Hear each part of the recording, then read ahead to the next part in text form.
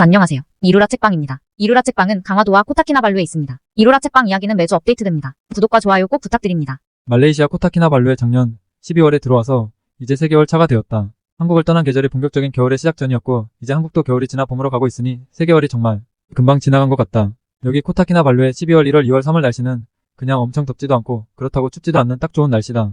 3개월 동안 느낀 것인데 정말 여기 코타키나발루의 날씨는 축복 그 자체다. 한국의 봄이면 언제나 찾아오는 미세먼지도 없어 항상 창문을 열어놓고 지내고 낮에는 덥긴 하지만 바닷가 근처임에도 습도가 별로 없어 불쾌지수도 높지 않다. 뭐 본격적인 더위가 시작되는 6, 7월에는 여기도 엄청난 더위의 지옥문이 열린다고는 하지만 일단 지금의 날씨는 정말 축복 그 자체다. 이렇게 말하니 왠지 한국에서 매서운 겨울을 보낸 분에게는 좀 미안한 마음이 있게 하다. 코타키나발루에 도착한 후 3개월 동안 우리는 뭘 했을까? 이루라 책방 코타키나발루점은 시크릿북과 미션카드 정기 구독자에게 매달 무료 항공권과 북스테이를 제공하고 있습니다. 자세한 사항은 네이버에서 이루라 책방 검색 후 홈페이지를 참조해주세요. 뭔가 엄청 바쁘긴 했는데 뭘 했는지는 정확히 기억이 안 난다.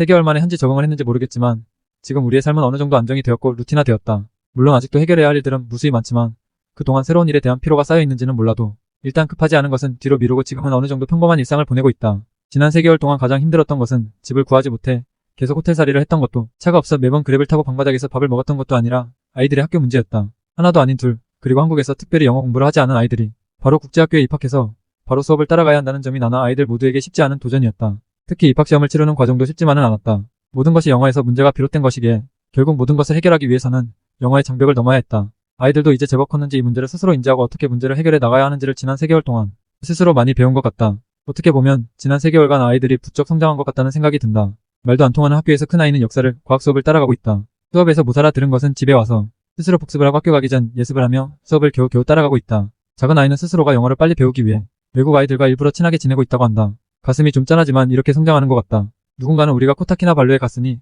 매일 신나고 재밌지 않냐고 한다. 그러나 여행과 이민은 확실히 다르다. 여행을 가면 모든 것이 즐겁다. 뭐 좋은 거 보고 좋은 거 먹고 하는 것이 여행이니까.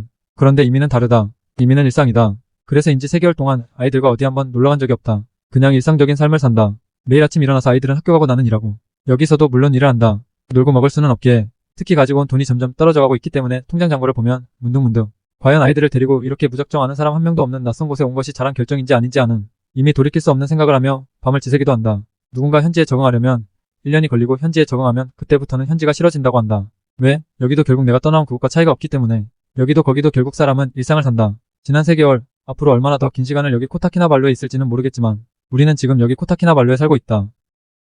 이루라 책방 이야기는 매주 업데이트됩니다. 구독과 좋아요 꼭 부탁드립니다.